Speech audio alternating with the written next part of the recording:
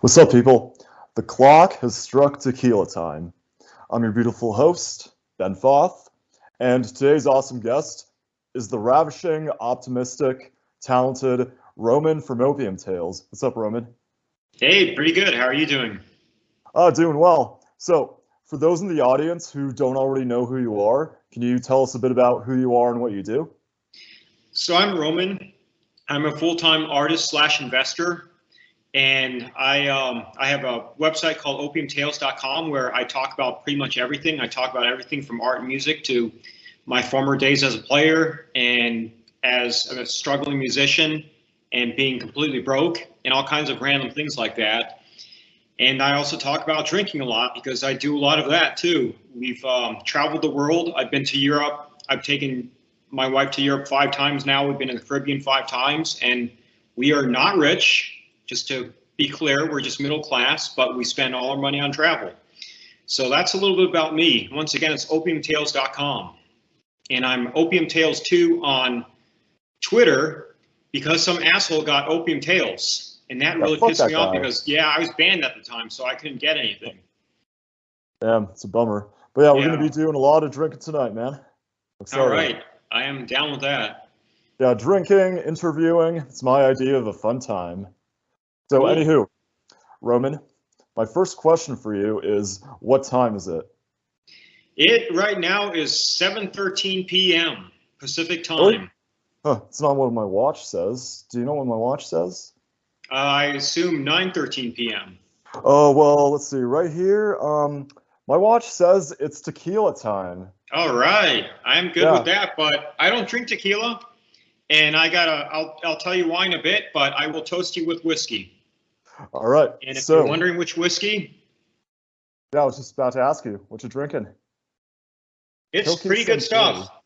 Yeah, I've been meaning to try that for the longest time, but I never got around to it. Just because the bottle is really aesthetically pleasing. Yes, one thing I really like about the Japanese is they understand the beauty in simplicity. So they'll give you a plate with a plain white plate with a piece of fish and a little bit of rice on it, and it'll be beautiful. And the same thing goes with their artwork as well. They won't use as many lines as us Westerners use, yet their artwork is still beautiful. So it's the Japanese. Yeah, man, we're going to be talking a lot about beauty during this interview. So Awesome. what I got here, some good old Jose Cuervo. Had this a million times, loved it every time. It's one of my go-tos when it comes to tequila. And I'm going to be mixing it with this ginger beer right here. Now, ginger beer is my absolute favorite mixer for liquor. If you want to know my absolute favorite thing to mix with ginger beer, it's Jack with honey. Like, that is just, woo, fire. It slaps. Really? Yeah. So let me crack this open real quick. Is this a twist off, or do I have to, like, use a bottle opener? One sec. This is not a twist off. Ah, there you go. All right, that did the trick. So. It's open, finally. Now, I don't have any shot glasses laying around, so I'm using this little mixing cup to measure all my shots. You still hear me all right? Oh, yeah. Okay, cool.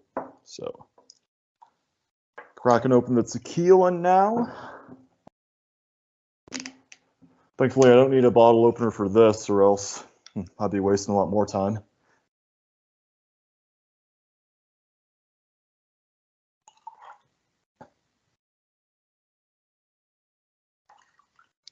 And that's a couple shots of tequila there. So, anywho, cheers, my man. Cheers. Clink. Wait, 3, 2, 1, clink. Oh, yeah, that's a good combination. Nice. So, next question is, what got you into our corner of Twitter?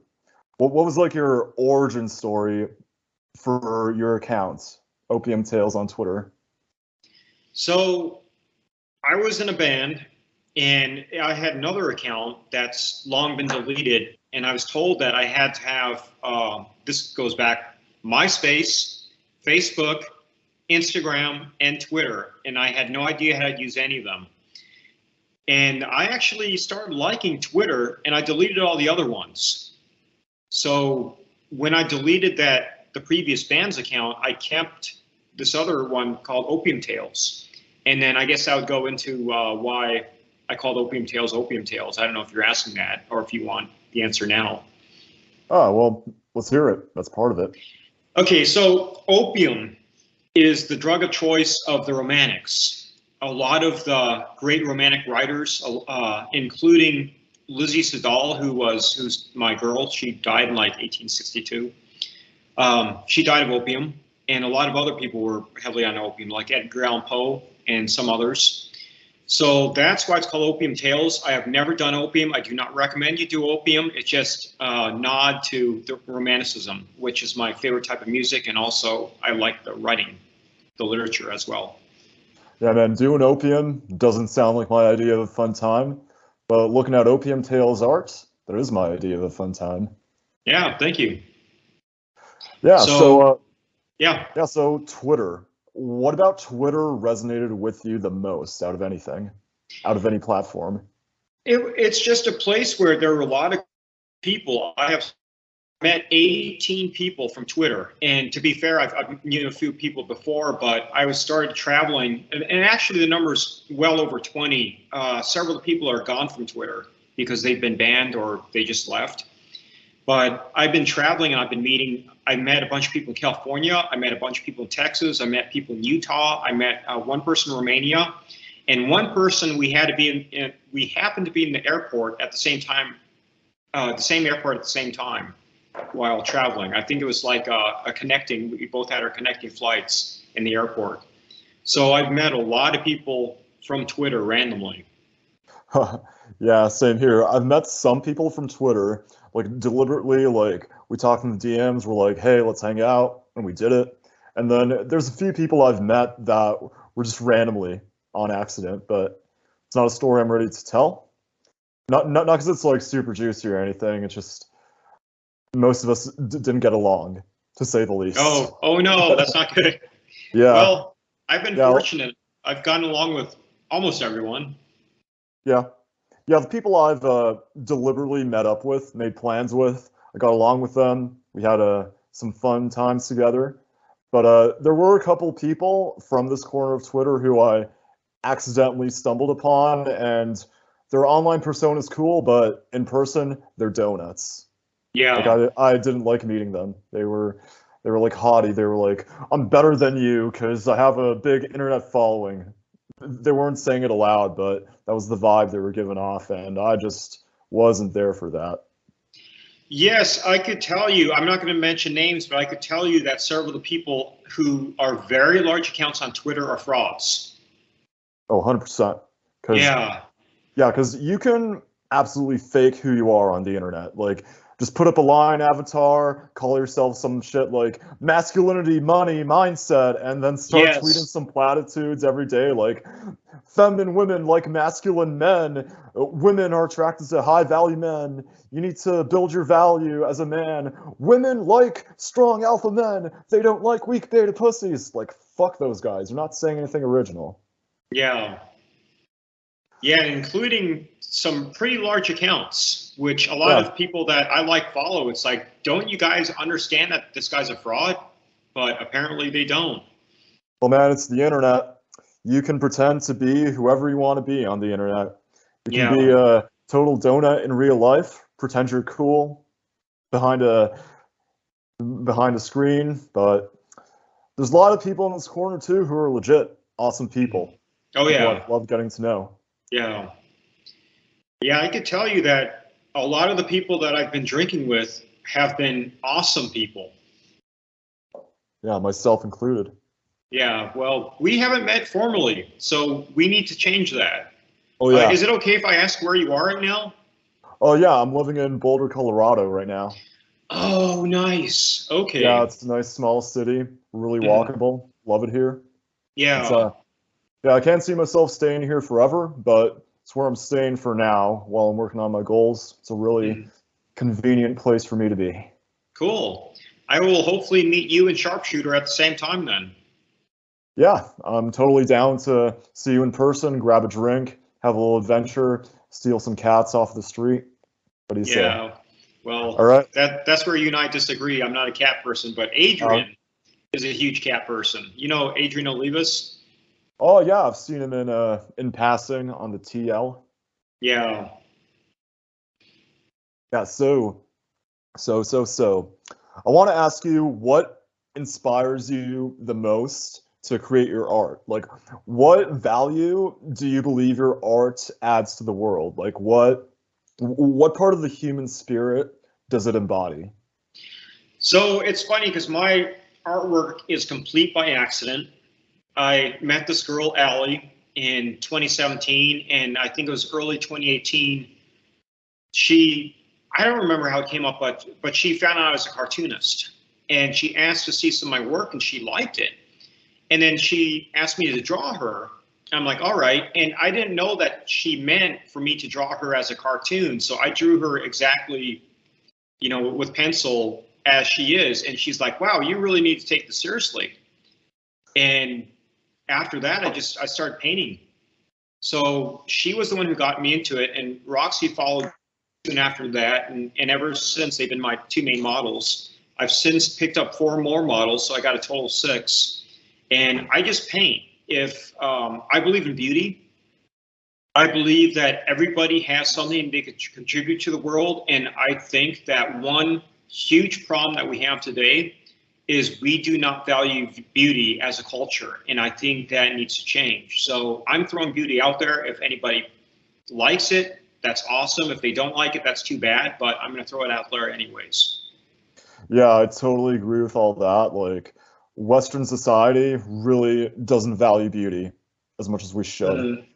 Yeah, like people just don't care that much about aesthetic. Like, see how people dress, you see how people treat their bodies. They're like purely things of function to them. There's no, they don't treat them like they're sacred.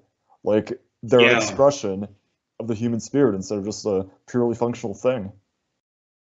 Yeah, and it's really sad because I grew up in the 80s. And at the time, if, like I said many times on my blog, and I probably said it on Twitter too, that if you take a 5 from the 80s, they'd be an 8 today. And you still have 9s and 10s today. You always will have 9s and 10s. But the average person from the 80s would be considered very attractive today. Oh, yeah. And that's because we valued, like men valued being masculine and women valued being feminine. Now everybody's androgynous. Most guys today are really weak. When I say what I lift weights at, and I'm not even a weightlifter, I'm just some guy who paints, the only reason I lift weights is because I don't want to die. So a huge difference between me and a weightlifter, but my numbers are really high, which they shouldn't be, because I'm an old man with old man injuries. And old man strength. Yeah, well, that too, but still, they shouldn't really be this, or they shouldn't be higher than the average person. Yeah, well, I'm kind of the same way. I used to lift obsessively. I used to care so much about my numbers, about the reps I could do. But now I'm just like, I don't give a fuck. I have bigger goals than just moving some iron. And I'm stronger right now than I was back then. So, really? yeah, like back then, I was a bit weaker than I am right now, but it was my edge. I was exploring my body's capacity to lift weights. But now I'm like, it's just a routine thing for me. It's just something I do to keep my body in good shape, keep myself in good health. But my numbers are higher than they were back in the day. So it's interesting how that works out. Oh my God, accidental pun. Interesting how that works out. I love it. I hate it when I make accidental puns. It's just one of life's big joys. Yeah. What are those flowers behind you? Oh, that's just some random ass painting that came with this apartment. Oh, okay. Yeah. I was wondering if you did that. Oh no, I just do graphic design art. It's on benfoth.com/art gallery. Mm-hmm. Yeah. Okay, cool. I'll have to check that out. Yeah, my inspiration for doing that art is divinity. Like I'm trying to, I'm not just, I'm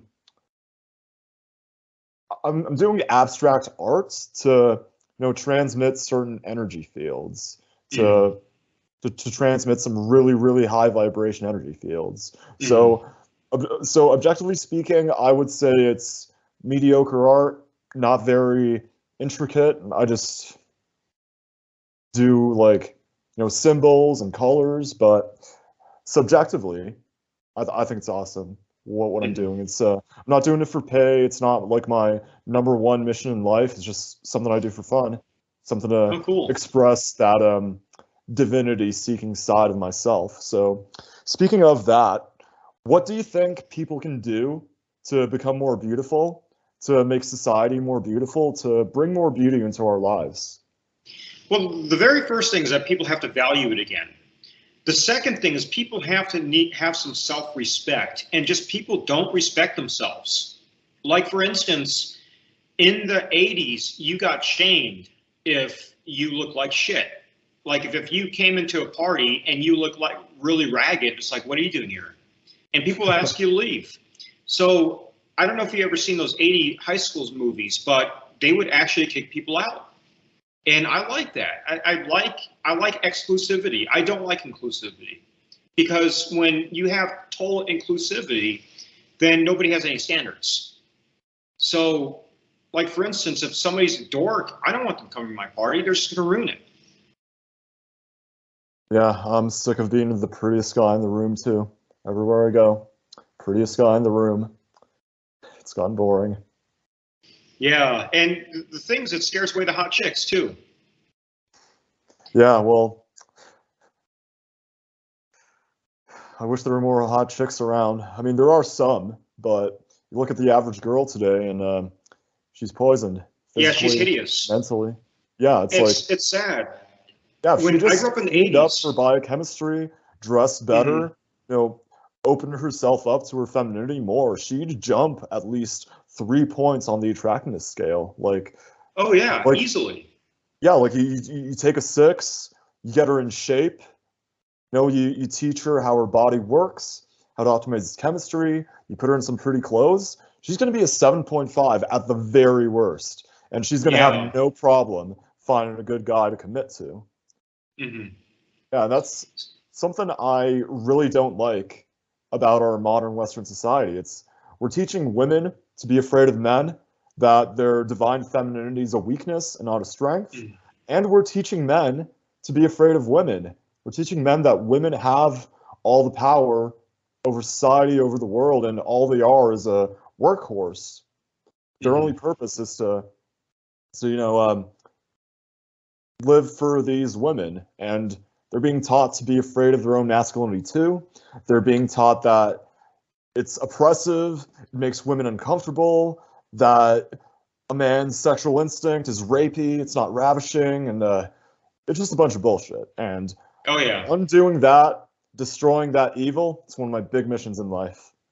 Awesome. I'm here to make men great again. I'm here to make women great again too. Yeah, same. Yeah, like all I want to do is live in a world where men and women love each other. We value our own strengths, and we understand our sexual roles, but we don't limit ourselves to them. We build something on top of them instead of destroying them. Right. Yeah, so you were talking about growing up in the 80s there. I want to ask you, how's society changed compared to when you were younger? I mean, you're a few years older than me. I don't know what life was like back then outside of what I can see in movies and TV shows. So what changes, big and personal societal changes, have you seen that have really stood out to you? So one thing that people need to do is they need to see some music videos, and they also need to see the TV shows from the 80s and also the movies from the 80s. And don't look at the main characters. What you do is you look at the background characters, the ones who don't belong there. And you'll see just how good looking everyone is. So like when, for instance, when you watch a rock concert and they pan the crowd, and you actually look at the crowd and you'll be amazed just how good looking everyone is. I think one thing that came up recently was they had the people standing in line for Star Wars, which was 1977, 1978. Every single person in the line was slim, everyone. Now, if you take the Star Wars and you show everybody, everybody looks either like skinny or they look really fat. There's like no fit. And the other thing is that just like the amount of good-looking women on the beaches in California, now you don't see good-looking women on the beaches. You're lucky to see one or two. But back in the old days, they were everywhere. You wouldn't believe just how many good-looking women there were in California, because we valued beauty back then. So the woman wanted to look good. And that's what it comes down to, is that whatever you value is what you will pursue. So when the woman wanted to look good, they will look good. When the man wants to be strong, he will be strong. And those are things that we need to value again. We need to value, men need to value masculinity, women need to value femininity. And both of them are awesome. Exactly what you said. Both of them have strengths, both of them have roles. Yeah, and they're of equal value, but not equal purpose. So it's like saying, what's more beautiful, a waterfall or a sunset? Like, you can't compare those two. They're both beautiful things, different things, but beautiful things. And people who really want something to complain about are going to say, well, hey, you're saying men and women are different? Oh, yeah, which one's better then, huh? Are you saying men are better than women? No, that's just how stupid people think. Stupid people who want to argue about something. Oh, yeah. I will tell you one thing, between a waterfall and a sunset, though, is waterfalls are harder to paint. Oh, yeah? Sunsets are way easier to paint than waterfalls, because you could just take the appropriate colors and kind of like smear them together into a way that looks like a sunset, whereas a waterfall, if you screw that up, it just doesn't look like anything. And that's from my personal experience. Yeah, so let's expand on that. What do you find to be the most challenging things about being an artist? I'm talking psychologically, technically, logistically, like all those domains. What big challenges have you overcome as an artist? So, and what big challenges do you enjoy overcoming? I love painting women. That's like my number one thing, and it goes above everything else. I got really good at it. My problem to this day remains the landscapes, is because I just don't care. I need to change that. I need to get to the point where I care more about the background images, but I focus so much on the woman that the backgrounds are always secondary. Like for instance, is it okay to show nudity? Oh yeah, 100%. Okay. Love nudity. So I'm working on this painting of Valley and Roxy right now, and you can see that it's like, only a tenth of the way done. And I didn't even bother drawing the background yet. I don't care. I just care about the woman. And when I actually do the background, it's going to be after the woman are completely done. So that's how little I value the background. And like most of the time when I'm doing drawings, I do nothing in the background at all. It's just plain drawings. So that's I guess my biggest challenge, and that's something that I need to overcome, but I'm lazy. I just like doing the woman. I don't really care about the other stuff. Well, my favorite thing to draw is cats. Like anyone who knows me knows I'm obsessed with cats.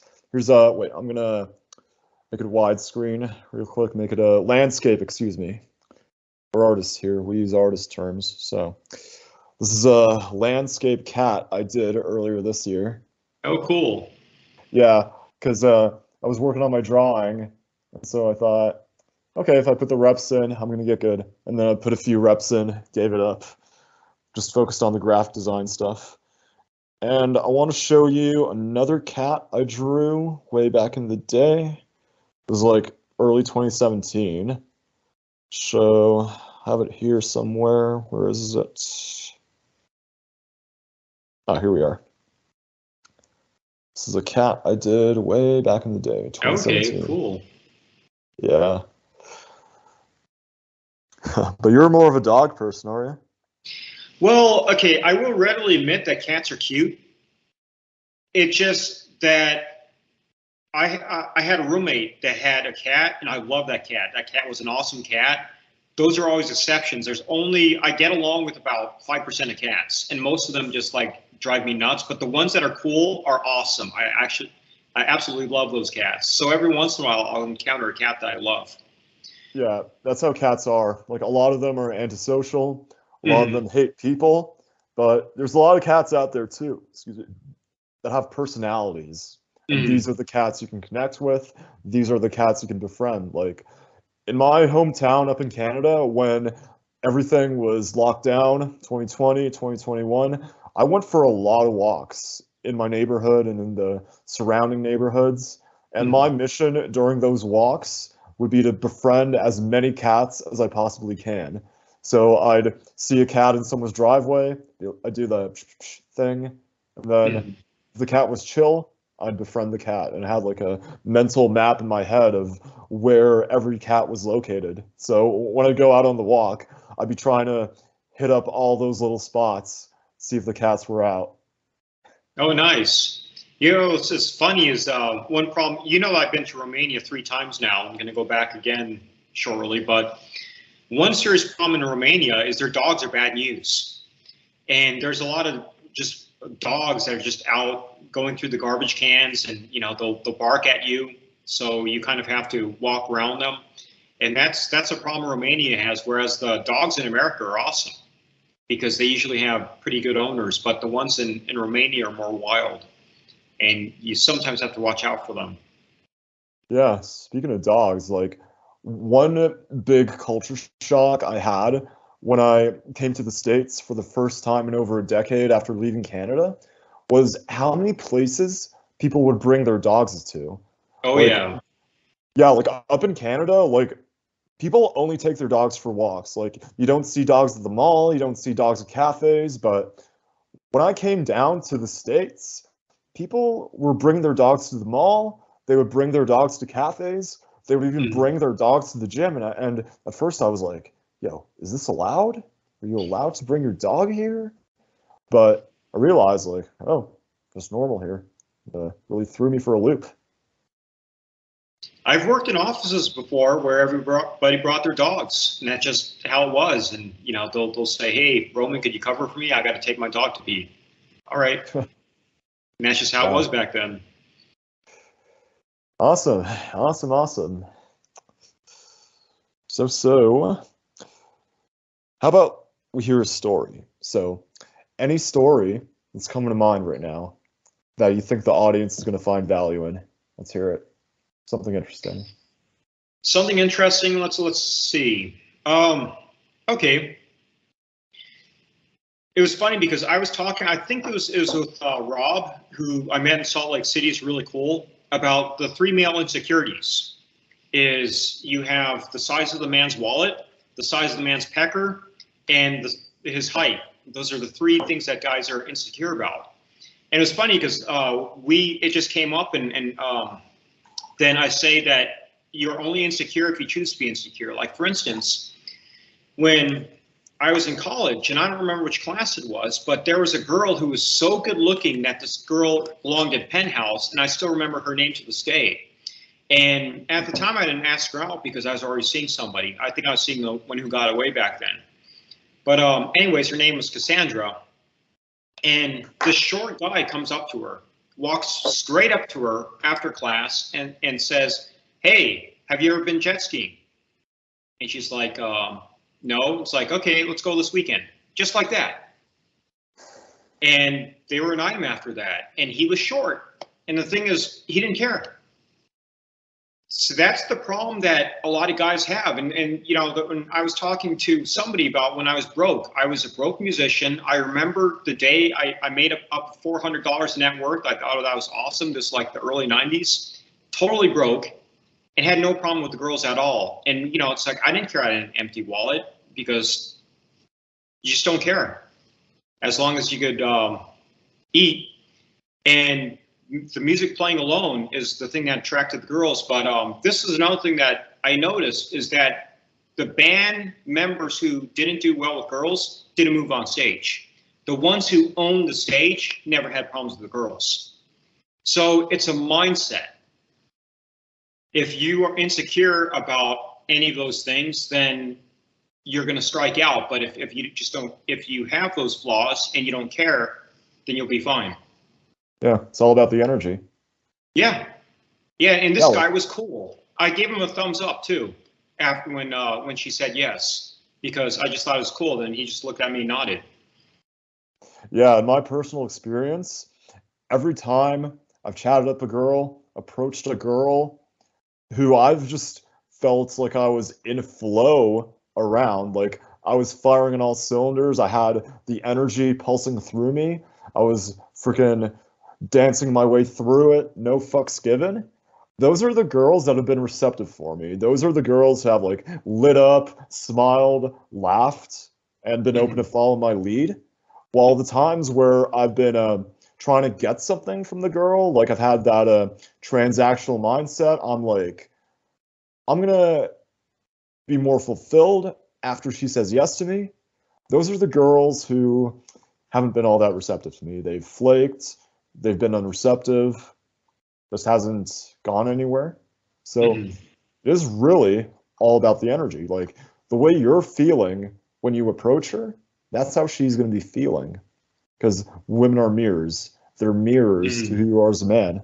So whatever you're feeling, they're going to mirror. So that's why now I don't care about approaching a girl unless she gives me that feeling, unless I have that feeling. You know, if I don't feel like I'm firing on all cylinders, what's the point? Experience has shown me there's no points. But if I got that feeling, I'm fucking doing it. It's going to turn out well. Yeah. Yeah, that's true. There's also that feeling. It's like men have to be receptive of who is attracted to them, and they need to know who does that. So this is another really funny story. I actually posted this on Twitter too. Is that I have a friend of mine, and it's funny because he's 6'3" and good looking, and I remember at the time he had not one, not two, but three girls who were interested in him. And it just went over his head. But and one of the girls, it's really sad because one of the girls was heartbroken when he ended up with one of the other ones. But anyways, so he's sitting in his room. This girl goes into his room with a box and takes out some pictures in the box, some nude photos of her, and says, "Hey, what do you think of these?" So he tells me about this. He calls me up on the phone and said, "Hey, Roman, do you think this girl's interested in me?" I'm like, wow, could you be even more dense? But, you know, he ended up marrying her later, but I just thought that was really funny. That's, yeah. I'll tell you later who that was. All right. I was telling my wife, I don't want to say his name. He's still a friend to this day, but I just thought the story was funny. Oh, yeah. I'm thinking of, are there any times I've seen something similar?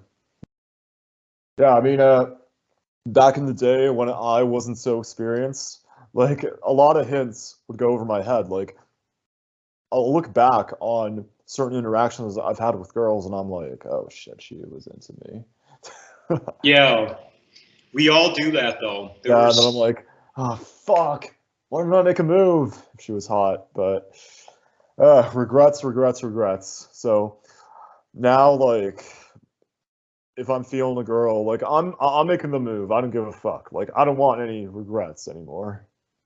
Yeah. Oh yeah, I got plenty of those. Yeah. But you got a lot of good women in your life now. Oh yeah, yeah, no complaints at all. Yeah, and you know, it's great. I've heard the L word 4 times this week. Oh, awesome. So that's always good to hear. And you know, so it's funny because like men are generally tend to be on the stoic side, but I'm not a typical guy. I'm very emotional and I show it. But it's still really good to hear the L word. Oh yeah. Yeah, have I ever heard the L word? Well, don't think I have, but it's going to be a first time for everything. Really? Yeah.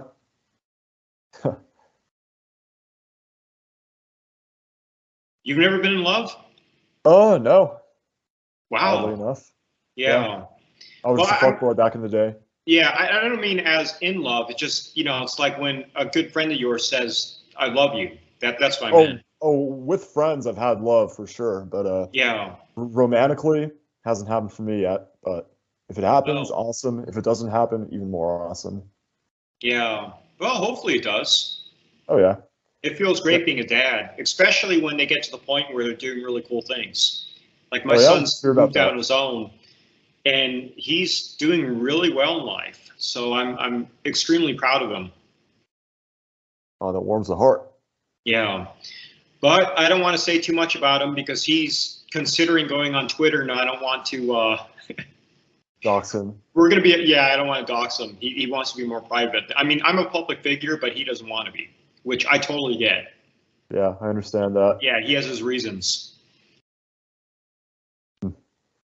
Yeah, so speaking of the women in your life, like what um so what value do your models add to your life outside of being your models? Like I know you've got some good friendships with them, but how exactly do those dynamics play out?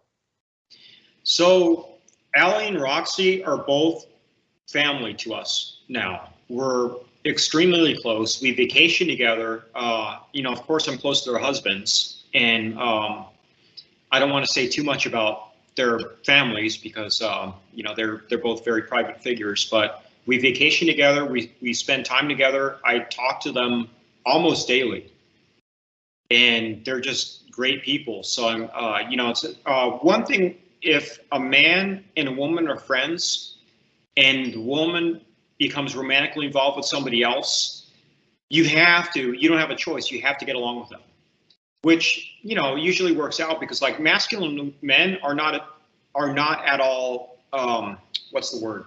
Antagonistic towards other masculine men. We usually just get along because that's just how things are. Most guys just get along. Yeah. I find that really easy. Most guys don't have so much jealousy. They're not so backstabbing. It's usually the insecure guys, the more I hate using the word beta male because it's so overused, but more the beta male types are Immature guys. are the ones that are jealous and the ones that backstab and the ones who can't be Yeah. friends with other guys. Yeah, the guys who have a bad relationship with their masculinity. Yeah. Yeah, So like I had some female friends back in the day. Like their boyfriends and I didn't get along. mhm. Yeah, but let's just say the girls and I got along in more ways than one. Yeah. Well, that's usually why. But then, they know it's like I'm married. I'm not going to cheat on my wife. I'm also very religious. So, I have both. I'm not going to cheat on my wife because I don't want her to leave me. And also because somebody's watching. Yeah, God wants y'all together. Yeah. Yeah, that's something I was thinking about recently. I tweeted it too. It's like, if you're a man who doesn't care about hooking up with random chicks, if you just want a committed relationship, you want to love a woman, one woman, and then that doesn't make you beta or blue pill. It means you care about love and legacy. Hmm. Yeah, and so like these red pill guys, like they think, oh, if you want to get married to a woman, you're a beta male. If you want to love a woman, you're a blue pill. Like women can't love men. You should fuck a bunch of random sluts to be a real man. And if they're virgins, even better. But that's just because those guys either got burnt because they weren't in touch with their masculinity and a woman walked all over them, or their parents weren't in love, and so they saw that relationship dynamic early in life, and they're assuming that's what every committed male-female relationship is like, when that's Hmm. obviously not the truth. Yeah. So they're broken people. Oh, yeah. The broken people. And my wife and I get along great. Like I think it was Marty, her last name starts with an L. I like this. I just been following her like only a week. So she's kind of new to me, but I told her that she said that I forgot the context, something about boots, and I told her that men value women. So I've taken my wife to Europe 5 times now, the Caribbean 5 times, and Alaska, Maui, and also she has some really nice pairs of boots because men value women. As as women should value men. And they are bitter because they've never found that ride or die woman, and they never will. That's the thing, is they never will, because they are so broken that they only attract broken girls. And I've had my share of broken girls. They're fun. They're just fun for a very short time. You know, they'll drive you nuts later on. Yeah, a lot of guys have had that experience, myself included. Yeah. Yeah, now it's like broken girls have lost their appeal to me. Like, I don't care if she's down to fuck. It's like, I just want to love. And Yeah. want a healthy relationship at this point. I want to actually build a legacy with a girl, and like, can't do that if she's broken. Have some kids. Yeah. And have some kids. Yeah, so speaking of your relationship, marriage, family, what have been some of the most interesting and challenging things on that path, some interesting, challenging lessons that you've had to learn firsthand? How's that shaped you as a man? So the public school system's terrible. I've taken my son out of several schools because they're so bad. I've gotten lots of arguments with principals. I've had teachers hate me because my son is just a high energy male, which nowadays is like the worst thing in the world. So they tried to drug him. I told them no, and then that's how I got in a fight with the principal. I got in a fight with teachers because they were trying to drug him. I said, no, you're not going to drug my son. So that's, looking back, I regret that we didn't homeschool him. But then we got him through high school, and he now has a successful career. But that's something that is going to be tough for parents, is that if your son has a lot of energy, your teachers are going to hate him. So that was probably the hardest part about being a parent. And as what about? Go on. Yeah, I was going to ask, like, what about being a husband? What about being a family man? Easiest thing in the world. If you have a good wife, we have very little challenges because we flow together. Like, for instance, when we had financial problems, she worked. When we didn't have financial problems, she didn't have to work. And she understands what needs to be done and what doesn't need to be done. So when she's a housewife, I come home from work and the house is clean. Just simple things like that. So just find a good ride or die woman, and they are out there. There's a lot in America. People just don't know how to look for them. Those broken guys, the more red pill guys, will never find them because they're so broken that they're looking for that bitch that's going to screw them over. And that's exactly what they're going to get, because they're like, oh, women are bad. Women will just screw you over. It's like, guess who you're going to attract? You sound exactly like a feminist. Exactly. Yeah, and plus, he wants to be screwed over because he's a victim. Yeah, he's got exactly. that victim mindset. Exactly. His reason for being is to be hurt, just like the women he attracts. Yeah. So low vibration. Like, for instance, I used to work with a feminist who hated my wife because this woman was very good looking. And she showed me pics when she was good looking. Now she's old and bitter and doesn't look so good. So she can no longer attract a quality male. So she had a rich guy and she screwed it up. And of course, I just heard her end of it. So apparently this guy's the most evil person who ever lived, of course, because I only heard her end of it. So she's been all the way around the world. She's been to Paris. She's been everywhere. Now she hates my wife because I take my wife everywhere, and she can't go anywhere because she's now taking care of a man-child. And this man-child, it just sucks money from her. Owes her thousands and thousands of dollars, and she'll never see a penny of it.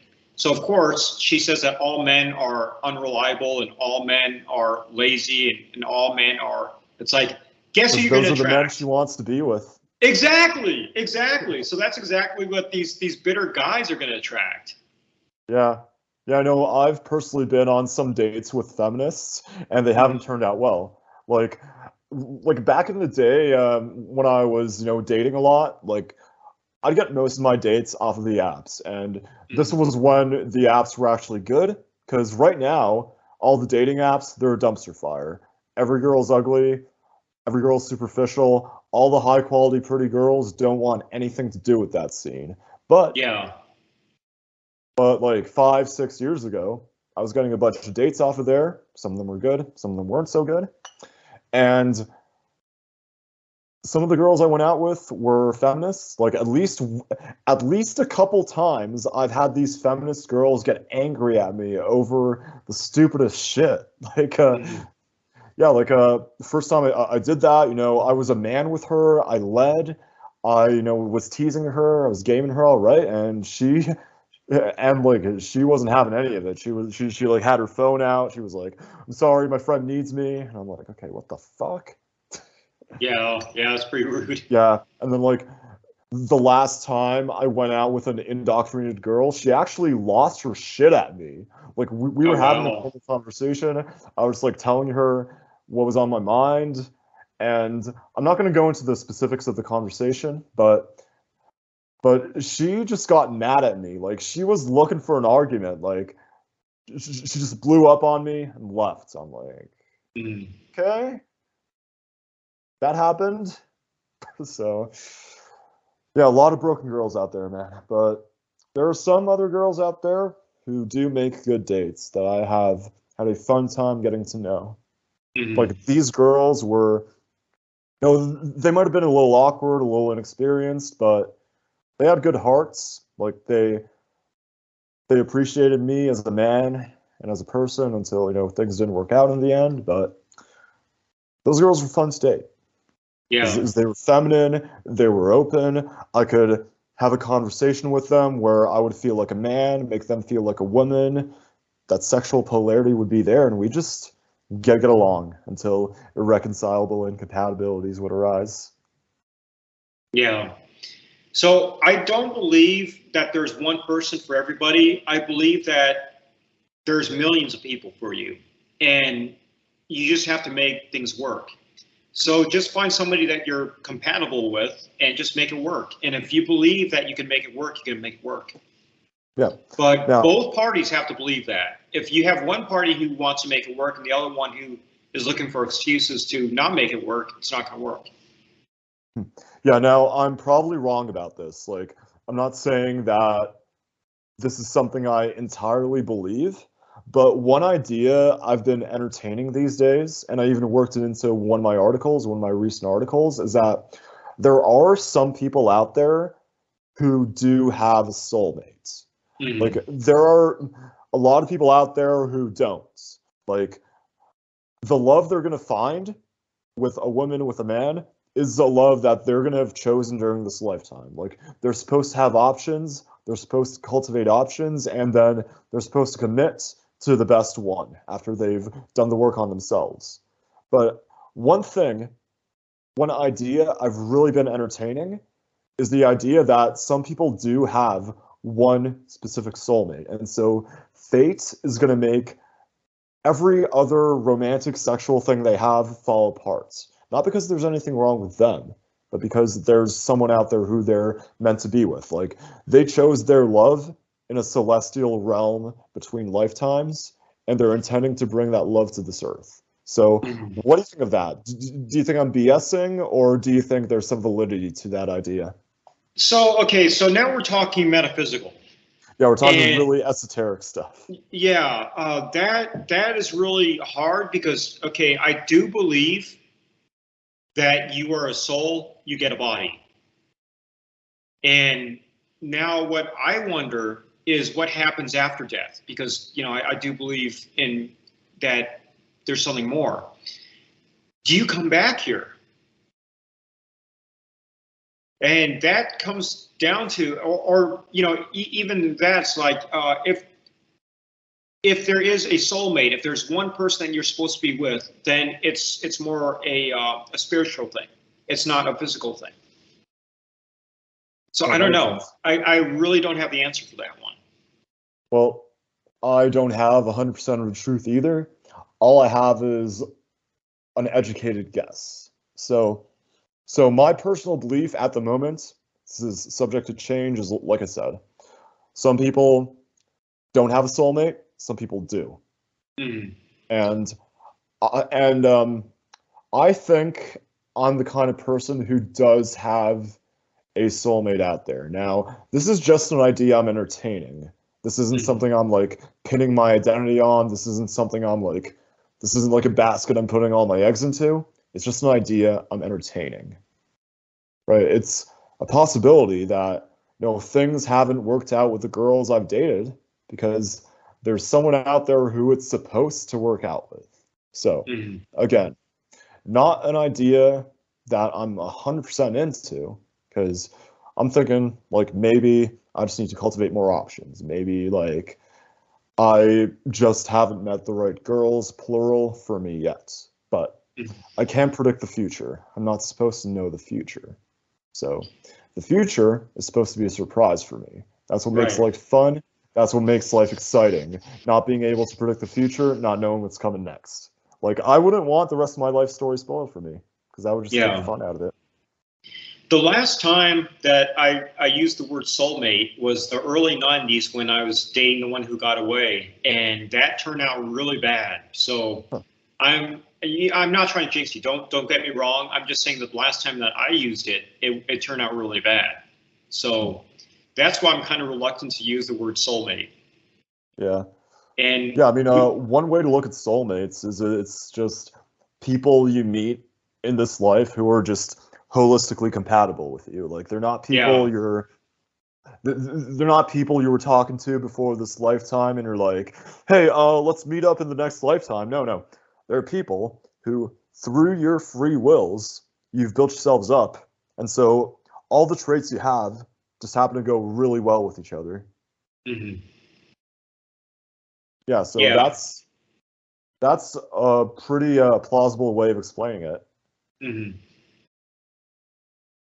Yeah, I mean, I don't get me wrong. I understand the purpose or the meaning behind it, but it's just like the last time I used it, I kind of jinxed it. Yeah, because a lot of people have fantasies.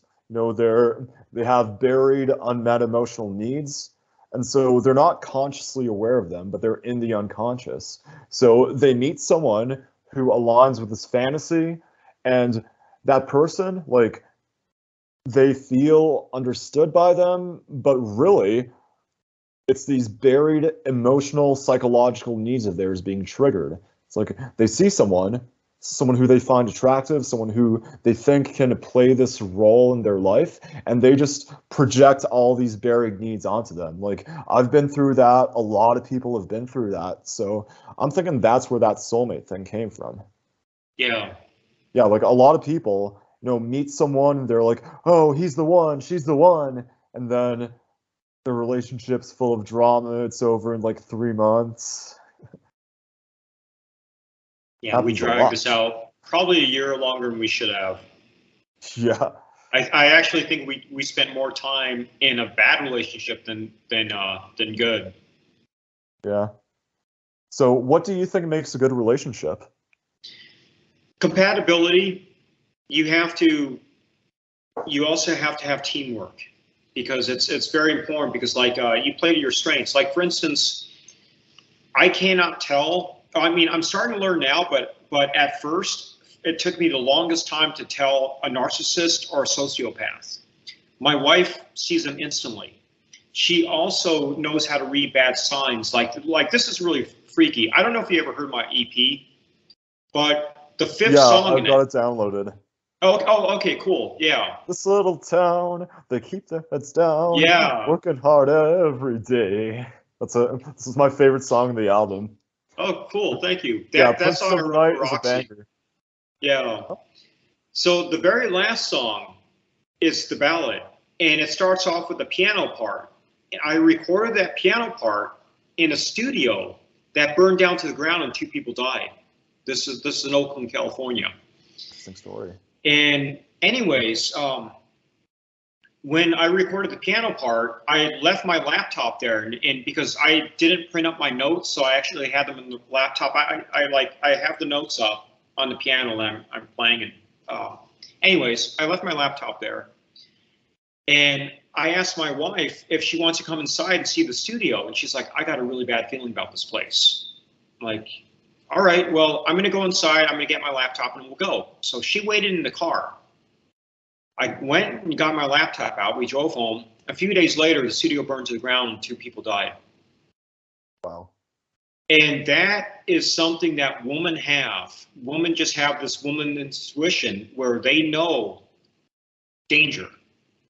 Another thing happened in Madrid. I think I told, I forgot who I told the story to, but I actually said on Twitter where, you know who was, what's his name? I think I told it to Dino, Dino, the guy who was in jail. Now he's very successful.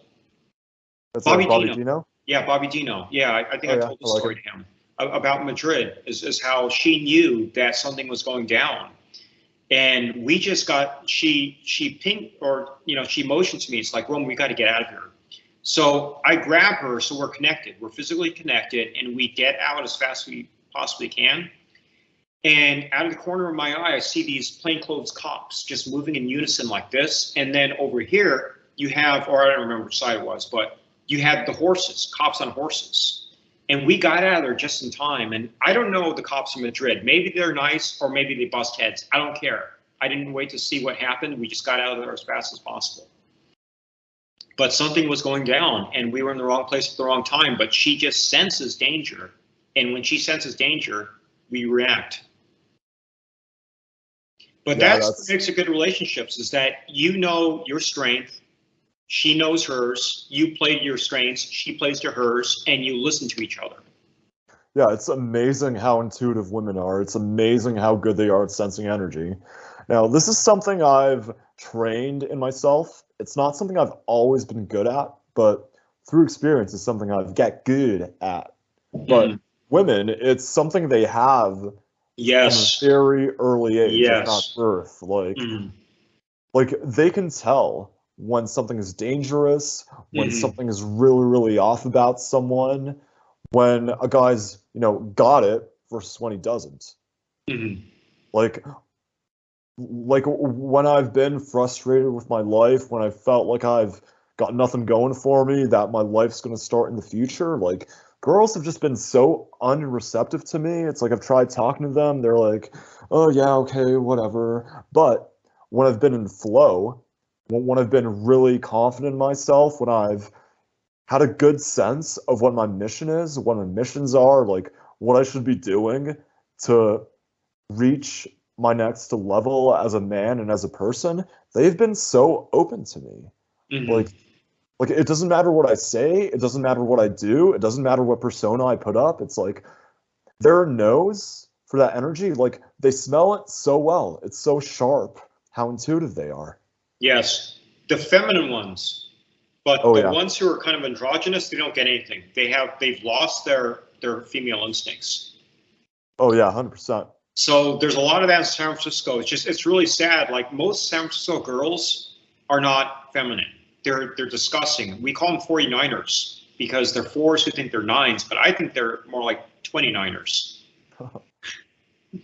But they're just hideous women. They have no femininity. They don't know how to walk. And the analogy I always say is that they walk like a drunk frat guy in drag. And they really do. That's a good way to describe a lot of modern women. Drunk frat guy in drag. Yeah, pretty much. And, you know, I'm not talking about a transvestite. I'm talking about someone who's born a woman who just doesn't know how to be a woman. You put heels on them and they look like a bunch of dorks. Yeah. But it's sad because, like, if I told you how it was in the 80s and people are young and all they see is today, they're like, oh, you're exaggerating. I'm like, no, I'm not. You could actually go to the videos, the music videos. You could go to these movies. You could go to the TV shows, like Knight Rider, for instance. Knight Rider is 1982 to 1986. If you just watch that show and watch the background people, you'd be surprised just how good looking everybody in the background is. Yeah, it's the same for TV shows from the 2000s. Like even from the 2000s, like you take a look at a TV show, a movie from that era, it's still mind-blowing how feminine and attractive the women there are compared to the women you'd see in media today. Like, I was watching this lip dub from the University of Montreal, like the law faculty. It was made Mhm. in I think 2009. I don't know the exact year, but I think it was 2009, and it just blew my mind how normal everyone looked. It's like Mhm. the girls were pretty, even the average looking girls there were pretty, and the guys were decent looking too. They were looking like they were having a fun time. There was no like far left indoctrination going on. Like it, like just looking at that little piece of history, like something that a bunch of students made for fun, and seeing how much beauty there was, how much life force there was compared to what you'd see from that age demographic today, it was just like, I want to go back, or I want to bring that into the present. Like Yeah, I'll that send you a link to it after we're done. yeah, that's what's weird is it's a very recent thing. Like I remember seeing okay, so this band is a band called Him. They're a Finnish band. And I saw this with my main model before, Allie. And at the time, she was gorgeous. And but the thing is, there were other girls in the audience who were gorgeous. Now, if we were going to go see a band, you'd be lucky to find one or two. So it declined so fast because I think this is like 2007, 2008 when I got the shirt. And it's longer than I've been alive. Yeah, so it's not really that long ago. It's 2007, 2008, and they were good-looking people back then. Yeah. So that's what 13, 14 years ago. Yeah, now like the norm, it's androgyny. It's like Yeah, we're it's teaching androgyny. men to not enjoy being men. We're teaching women that femininity is weakness, masculinity is oppressive, but it's just horrible. Yeah. It's horrible. But the good news is the tide is starting to turn. There's Yes. subcultures popping up that are fighting against us, and our corner on Twitter is one of them. So Yeah. I'm very, very optimistic about the future. Like more and more people are waking up, more and more people are realizing the truth, letting go of the programming. So I have high hopes for Gen Z. I think a lot of them, especially the younger ones, are really going to turn this world around. Mhm. Like the college age Gen Z right now, they're fucked. I don't think Mhm. there's too much hope for them, but the kids, the teenagers of Gen Z currently, there's a lot of hope for them. I have Yeah. so much faith in them that they're going to turn things around. They're going to realize all the lies they've been told, and they're going to start standing for the truth. Like they're going to be sick of all the programming. Mhm. So three of my models are Gen Z, and three of them are millennial. And Yeah, it's so what experiences have they gone through that's, aligned them with your way of thinking? uh okay. So I can only really speak for Ellie and Roxy because those are the ones that I know the most. Um, I think that we just have, okay, for one, all three of us value family very much. Good value. All three of us are religious, and all three of us value beauty. And I think those three things are just, and when I say religious, I don't, I'm Christian, but I don't want to single out just, because there are good people of other faiths. And I've also met good atheists, but, they exist too. But I'm just saying that you have to have a value system. And you need to stick to that value system. Whatever that value system is, you need to honor it and stick to it. But as long as you do that, that's a good thing. Okay. So what would you say are your highest values in life? Like what are like the big motivators for you to do what you do deep down? Truth and beauty. Oh yeah, I can fuck with that. Cheers to truth and beauty. All right. 3, 2, 1, clink. That was a good one. Love it. Yeah, what about responsibility? I don't have too much of that. Uh, That's yeah, not one of that's my the strong suits.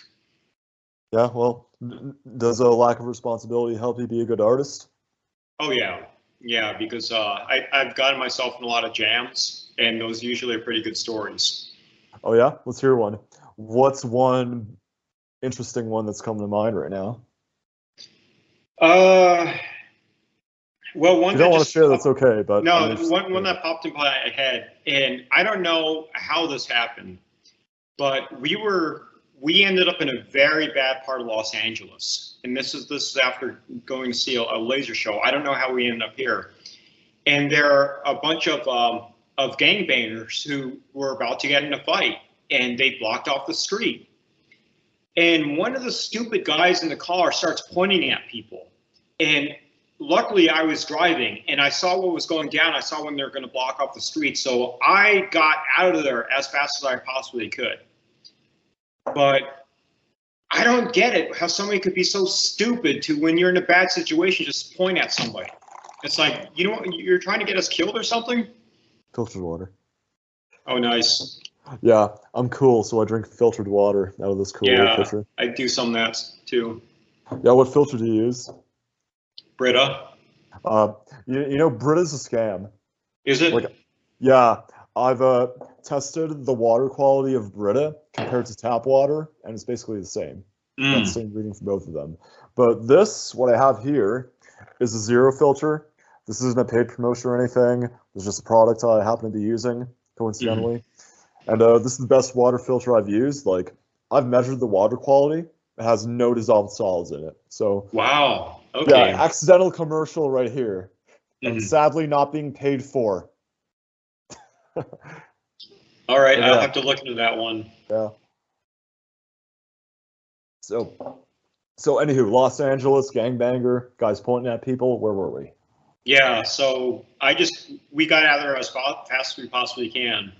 And that was kind of my fault because I, kind of irresponsible. I wasn't paying attention where we were going, and we ended up in a really bad part of town. So people don't realize this, but Los Angeles has some very dangerous parts, some parts that you just avoid. And those movies, they're true. You probably know what I'm talking about, like the Yeah, I have a general idea. yeah, yeah, those movies they really are that bad. So during the okay, statistically during the daytime, they're fine. It just at night they get pretty bad. The same Yep. goes for Houston. Like Houston has some pretty bad areas at night too. Yep. So, how did that story turn out? It turned out fine, but Yep. it was Y'all will irresponsible say, to not pay yeah. attention where I was going. Huh. Yeah, you know, I used to be pretty irresponsible myself. Yeah, I mean, I was a responsible kid in high school. I was a responsible young guy. Always showed up to school on time. Always got my work done. Never skipped class. You know, did sports. You know, barely drank. Only ever smoked one cigarette during that time. But when I got to college, like I was like, you know what? I missed out on so much as a teenager. I'm gonna go fucking hard. So I became an alcoholic. Yeah. And I made a lot So of memories doing that. I say memories in quotation marks because I was drunk for a lot of it. yeah, I was a reckless teenager and a reckless young adult too. So I didn't really start getting responsible until we had to when we had a surprise kid. Yeah, I mean, I'm the opposite. It's like teenage me, very responsible guy. Young adult me, wants to be responsible, but you know, he's missing out on life. He needs to live life. And then early 20s onward, I'm like cracking down, defining my goals, taking the action I gotta take to get where I want to be. It's like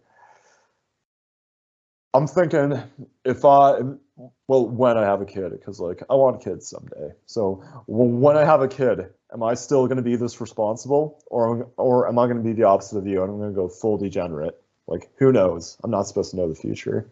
Yeah.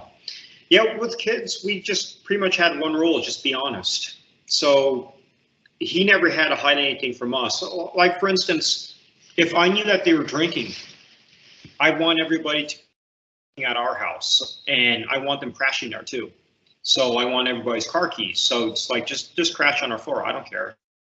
And that's how it was. So sometimes we wake up in the morning and we would have 6 or 7 kids on the ground in the living room. And it's like, I would rather have that happen than hear about somebody drinking and driving. Because I know high school kids are wild, and I'm totally fine with that. Just I want them to be responsible. Yeah, I wasn't too wild in high school. Like, drank probably a few times a year, 1 cigarette during that whole time, didn't do any drugs, was always responsible. So I wasn't like that. But, you know, this is reminding me of that one scene in Mean Girls where the girls are all at Regina's house and the mom's like, do you want alcohol? Well, if you're going to have alcohol, you got to have it here. So have you seen that movie? Oh, yeah. Yeah. Oh, yeah. Yeah, Mean Girls is one of my all-time favorite movies. Like, it's a cinematic masterpiece.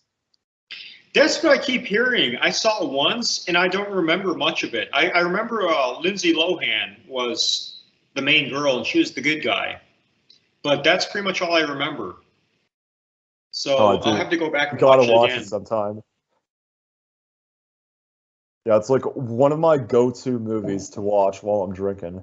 Like, there's at least a couple times, like, I've been drinking a whole bottle of wine in one go, just watching Mean Girls, enjoying that. You know, it's funny because I never drink wine in the States. I only drink wine in Europe. And why is that? The wine, because in the States, America has some really good wine. Don't get me wrong, but you have to spend money. And when you go to Europe, you could get really good wines for 10 euros. And we'll end up drinking the entire bottle. But like if you spend $10 for a bottle of wine here, you're usually going to get crap. Well, see, I personally don't really care about wine quality because when I'm drinking wine to get hammered. Like, I'm doing the whole bottle in one go and then a bunch of shots of liquor after it. So my go-to when I was like a hardcore alcoholic was like I would drink a whole bottle of wine in one go, then I get like a 375 milliliter thing of liquor, drink that one go, and then see what happens. Oh, wow. Yeah, it was like cheap $14 wine. Yeah, no, I drink wine slowly. Yeah, you're more like of a connoisseur, are you? Yeah, like I drink whiskey very slowly. I've probably had, since we've been on this call, I've only had about a shot and a half. Shot and a half? Bro, look how much I've had. It's like a third of the bottle. Yeah, I don't drink that much anymore. So I have 1 to 2 shots a night and that's it. Okay. Yeah, well, me, I took tequila time really seriously. It's probably like 5-6 shots so far. Yeah, no, don't get me wrong. Tequila is good. It's just that for every shot of tequila, my IQ drops by 20 points. Yeah, why's that? I don't know. It's just only tequila. Every other drink is fine. It's just tequila makes me good. Yeah, well, you know why I started drinking tequila? Because there was this short story I read a couple of years ago called Gene Smoke by Miracle Jones. I don't know if you've read that story, have you? No. Okay, so Gene Smoke by Miracle Jones. So this guy works at a bathhouse, and there's this Russian guy who comes in all the time. He always tips like 20 to 40%, and every time he comes in, he's got a beautiful woman on his arm. So one day, it's closing time. It's closing up. Bad Deem is the only customer left. That's the Russian guy. And he and the employee have a chat. And so the employee is curious. He's wondering, how does this fat old Russian guy get all these beautiful women going out with him? And so what Bad Dima teaches this guy is a whole bunch of tricks to make his pheromones smell better. So how it is when a woman smells your sweat, your musk, your pheromones, she smells the strength of your genes. And from that, she knows how strong the kids you're going to make are going to be. So what Bad Dima does is he implements a lot of tricks to improve the quality of his gene smoke, and he teaches them to this young guy, this young bathhouse employee. And one of those tricks was drinking straight tequila. So ever since I read that story, I started drinking tequila when I was going out to the bars. Because I was thinking, okay, these girls are going to smell the tequila on me, and for some reason, it's going to make my genes stronger. Because back when I was in college, I wasn't a heavy tequila guy. I was more into gin mostly, whiskey too, wine. I've never been much of a beer guy. I only really drink beers when my buddies are doing it, so I'm just joining in. But that story got me drinking tequila because I was curious. Is drinking all this tequila really going to make girls into me? So ever since then, tequila has been a part of my palate when it comes to drinking. So agave is actually good for you, but the problem is you have to find tequila that actually has agave, and not all tequilas do. They say they do, but they don't have that much. So I think that one actually says that it does. Yeah. Blue agave. Yeah. And I'm not a fan of George Clooney, but his tequila is pretty good. Yeah, what's the brand? Yeah, just do a Google search for George Clooney tequila, and you'll see it right away. It's about $80 a bottle, and it's really good. So I think the people who have been over to my house have all tried it. The Twitter.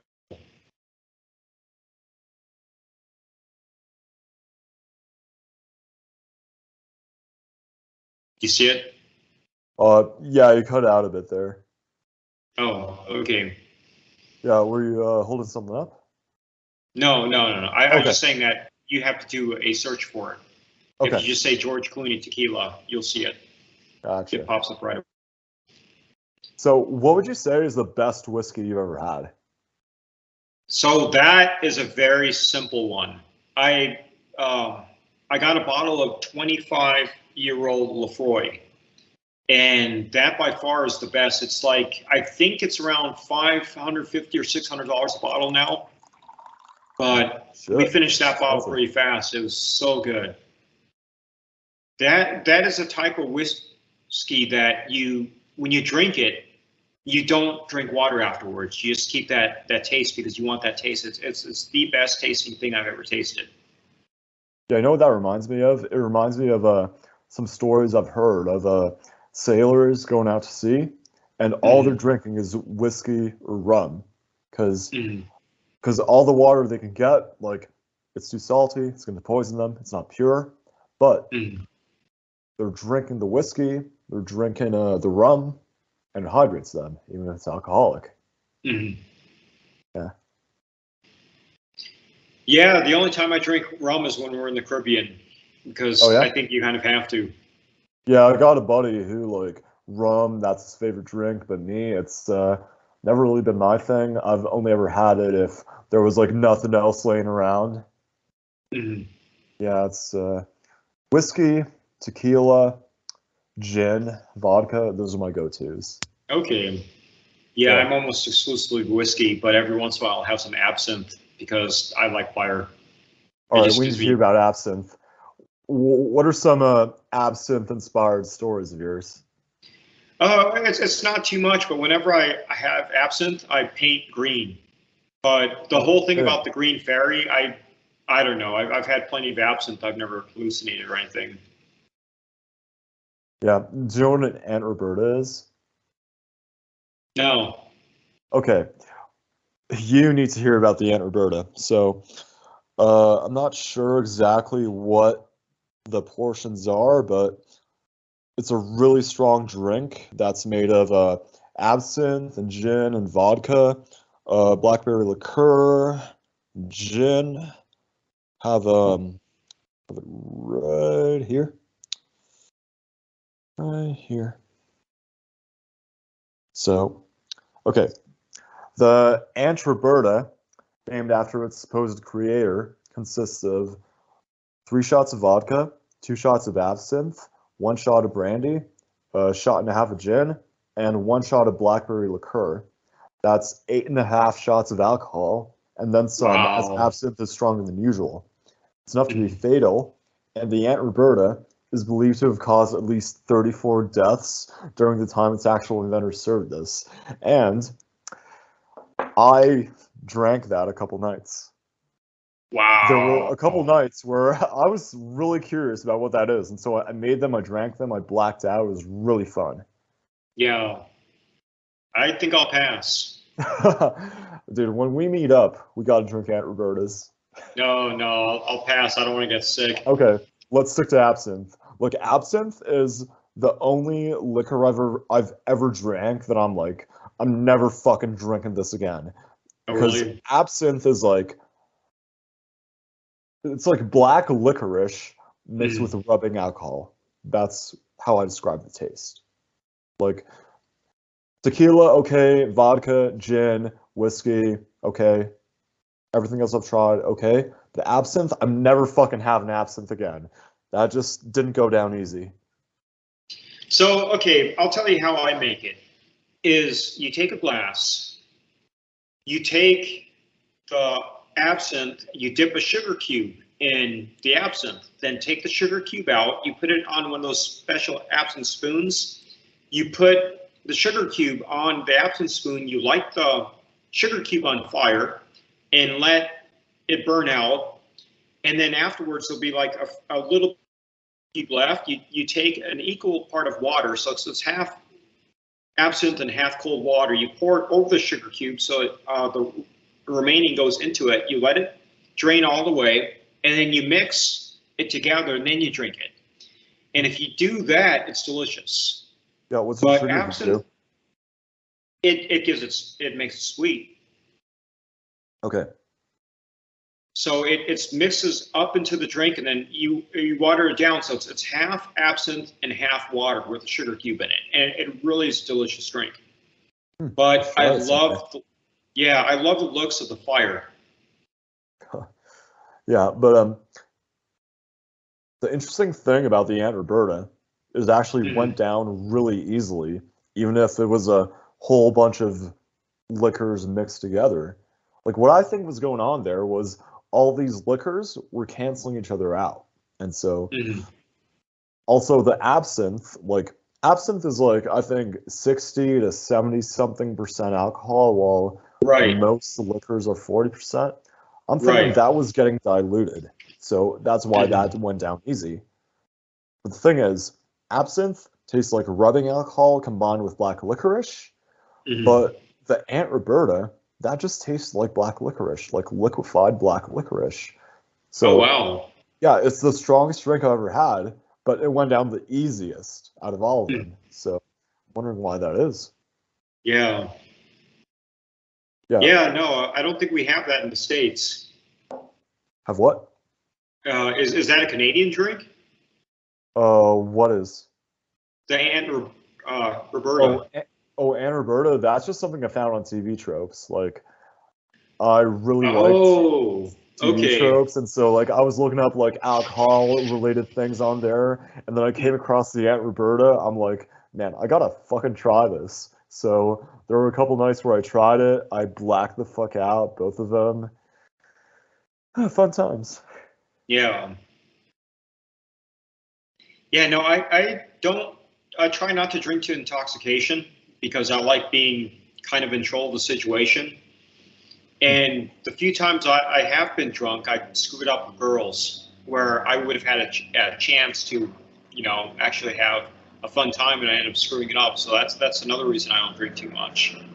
Well, then there's me. It's like I'm super, super functional even if I'm blacked out. Like there's times I've been blacked right the fuck out. Like I've still been able to maintain good conversations with people face to face. I've still held up like sober seeming text conversations. I've gone places while not remembering what I was doing. So I'm a really functional drunk. Like I'm not violent. I'm not like really, really weird. I'm just myself, but I got some liquor in me. That's it. Yeah, so, I like having like a BAC of like under 0.2. And the reason is that you have like a very open conversation with people. So you can have an emotionally intimate conversation with somebody that you just met. And I love that because I'm a conversationalist. Like I posted earlier on Twitter that if I worked with over a dozen models before, since I've been an artist, and not including the photography models, I'm just talking about like painting models. And I've only painted 6. And the reason is because these 6 are the only ones who could talk. And like, I can't stand if like a model just sits there and I'm trying to have a conversation and she's like, oh, it's like that turns me off to the point I can't paint her.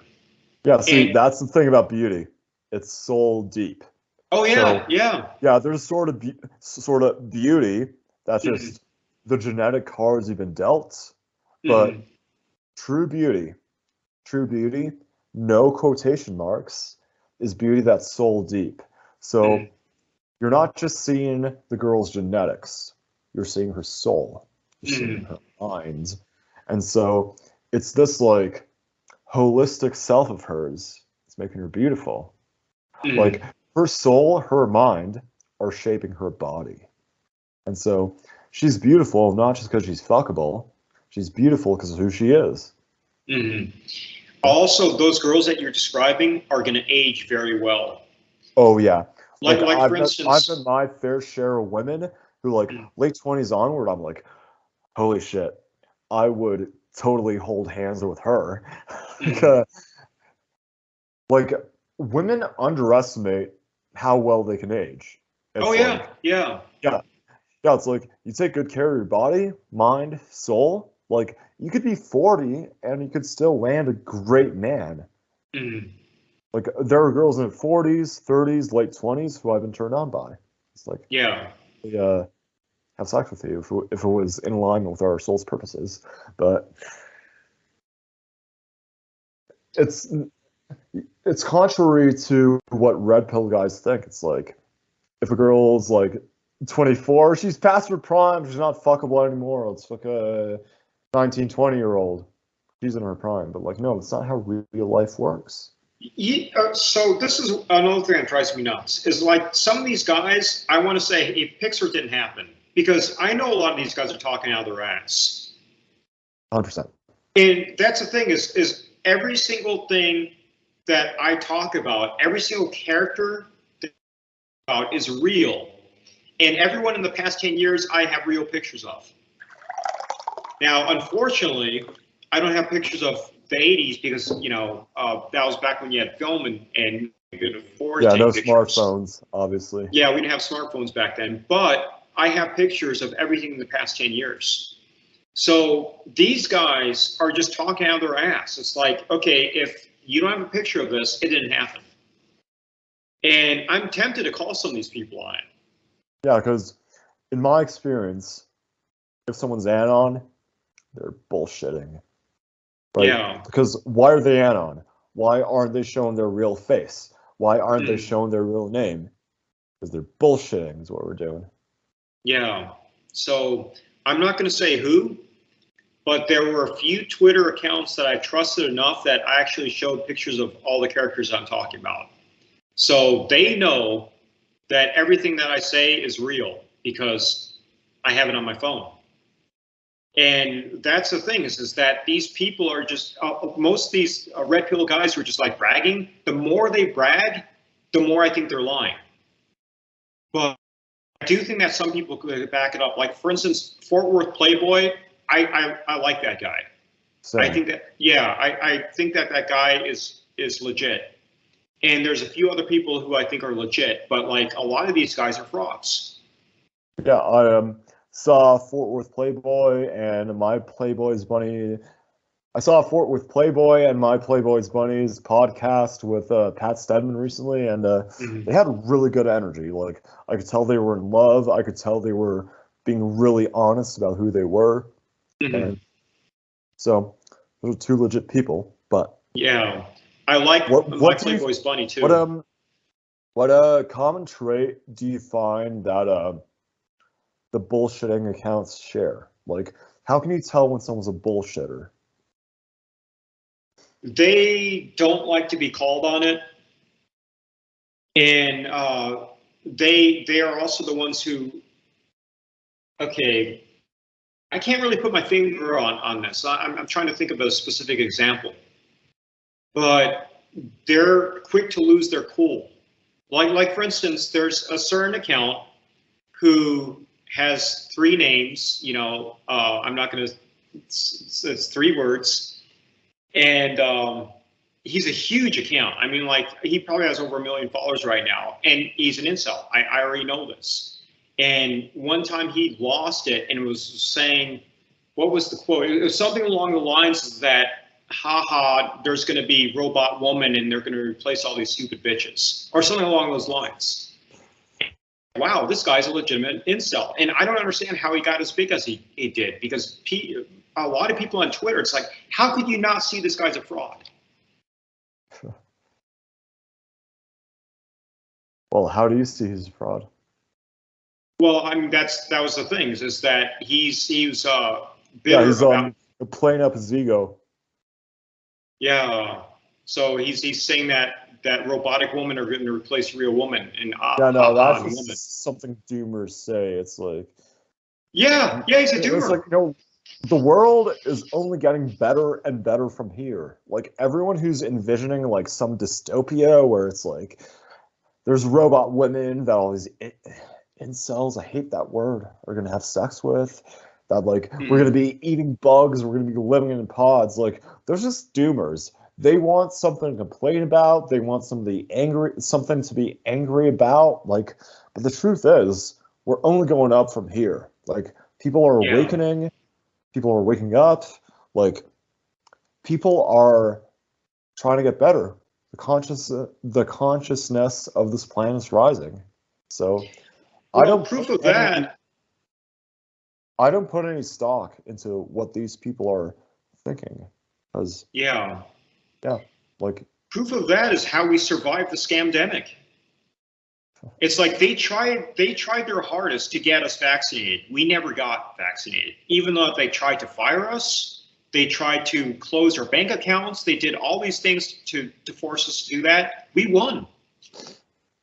Yeah, that's some of the worst shit I've been through. Like, I'm not going to tell any stories here just because I'm not ready to. But let's just say, like, I was really broken in the middle of it. Like, I was in one of the worst places in my life. But I still chose to love. I still chose to fight. And I ended up somewhere great for it. Like, I'm built different. I decided to stand for what was right, what was true. You know, I got what I deserved for it. Yeah, we won. And that's the thing, is that they threw every single thing that they had at us, and we still won. So I am very optimistic towards the future, because there's enough of us who will fight back. So I'm not with the doomers at all. I'm very positive about the future. Yeah, no, fuck the doomers. The doomers suck. The other thing is, I keep telling everybody this: get on Twitter. It's going to be better than it's ever been before, because they fired the censors. They fired their. I think that Elon still has a little work to do with shadow banning, but once that's fixed, it's going to be the most awesome social media platform ever. Yeah, so speaking of the future, Roman, where do you see your life going from here? Like, you're already doing really well with your art, with your website, but what's your edge? Like, where do you see where do you see your biggest growth manifesting? Like, what's your next huge step forward? So I'm going to speak 4 languages fluently. English, Spanish, I always speak, and then Romanian I'm learning now, of course. And then Romanian I'm trying to learn now. It's a challenge because it's way harder in Spanish, and then eventually I'm going to learn Italian. We're going to have a house in Romania, and I also want a place in Italy as well. So I love America. We're going to always be in Texas, but I also want some other places too, outside of the country. we're going to do a lot more traveling. I also want to learn Argentina because when we were in Spain, we loved everybody who's from Argentina. And also when we were in Colombia, we loved everybody from Argentina. So there's something about, I think I'm somehow drawn to Argentina. I don't know what it is, but I have a feeling that we're going to. Yeah, speaking of Argentina, I lived in Miami last year and I met so many Argentinians from there, and their energy was so interesting. I love them. Yes. Yeah, yeah, they're just like so open, you know? Mm-hmm. It's like they've got a really good understanding of what a man should be, what a woman should be. Mm-hmm. It's refreshing. Oh yeah, and I love that. The men are very masculine, the women are very feminine. Yeah, so Argentina is one of the places on my travel bucket list. Yeah, so, same. Yeah, so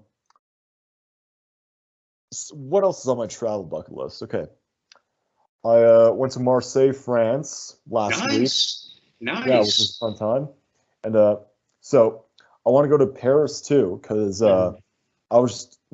like I've technically been in Paris, but it was just a layover. I was at the Paris airport on my way to Marseille. But I want to go to Paris, I want to go to Spain, I want to go to Russia, I want to go to Argentina, I want to go to Scandinavia too. Mm-hmm. Also the UK, Ireland, Wales, Scotland, all those places. Mm-hmm. See what they're like, because I'm not 100% sure of who I should be. So if I go to these places, I experience all these different cultures, I'm going to have a better understanding of the world and all the diversity in it. Yeah. So we were in a hot tub with the Special Forces guy when we were in Alaska on the Alaska cruise. And it was one of the most fascinating conversations I've had in a long time. This is 2016. And he says, Roman, before you die, he's telling this to both me and my wife, you need to spend New Year's in St. Petersburg. So that's on our bucket list. Yeah, I know, my family's Russian. My first language is Russian, but I've never been to Russia.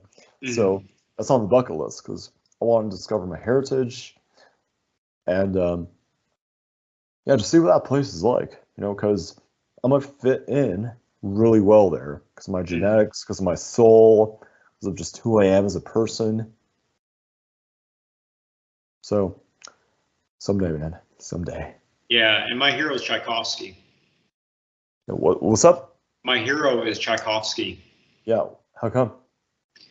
He wrote the best music ever written, and he's written a lot of great pieces, but he's my #1 composer. He's the one person I rank above Beethoven. Was he the guy who like wrote the songs like da da da da da da da da da da da? No. Oh, it was someone else. Yeah, someone else. Gotcha. Yeah, he did the Nutcracker Suite. He did the 1812 Overture. And it's funny because he's Tchaikovsky, I don't think was appreciated in his home country during his lifetime enough, but he was loved in America. He was the person who opened up Carnegie Hall, the very first person to perform in Carnegie Hall in 1890 when it opened. Let's do a shot. Sure. Okay, all right. I'm going to pour a tequila shot right here. We're going to do it. Okay.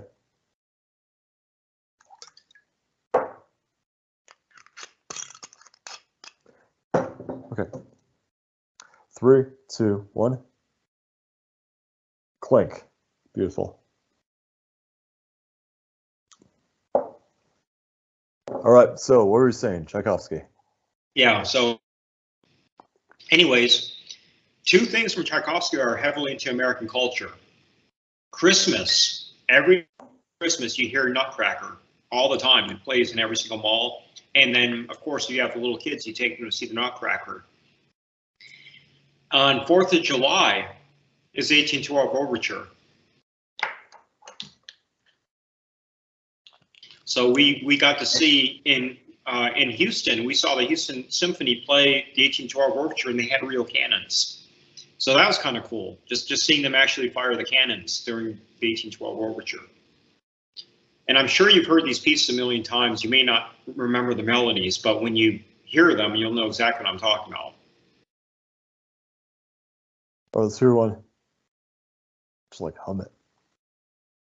Oh, I don't want to hum. I'm sure Are you've you a good heard singer? it. No, I'm not a good singer. Well, I'm a good singer. At least I like to think I am. Like I like to think I'm a good singer, but like I'm the only person who thinks that.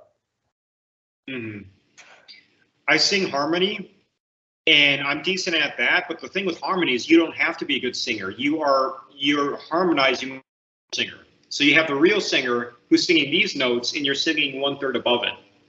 Okay. Or I sometimes will sing an octave below because I'm a baritone. Yeah, what would you say my range is? You'd probably also be a baritone. You have a low voice. Oh, thank you. Yeah. I like that a lot. So a baritone, like Frank Sinatra, is a baritone. This guy, the singer for him, is a baritone. Yeah, so speaking of music, what are your favorite bands? Like, what bands, artists inspire you the most? Judas Priest is my #1 band. Him is actually my second favorite band. I love them. I like a lot of bands.